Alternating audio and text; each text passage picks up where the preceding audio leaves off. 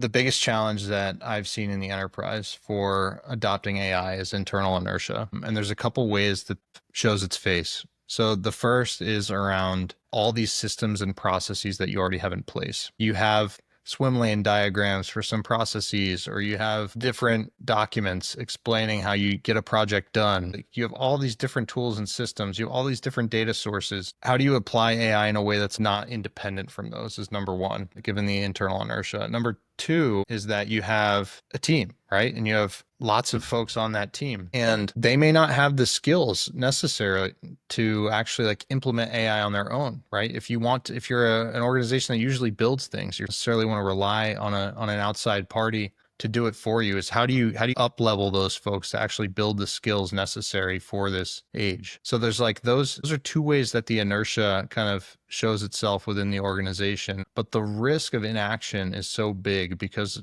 the pace at which AI is improving, you need to act now. So two of the ways you can act now is one is make sure any AI that you're applying to your company works within your systems. It can't be something that lives external to your systems and you have to change every process to actually make it work with the AI. Start with something that you can apply to the processes that you have today. Number two is you need your teams actually touching and feeling the AI models themselves, as if there's not a way for them to actually write a prompt in these systems or see the output, edit the output that the systems are building. For example, if it builds an audience, can they touch and feel and edit the audience that they're building? They need to build an innate internal understanding of how to talk to these systems.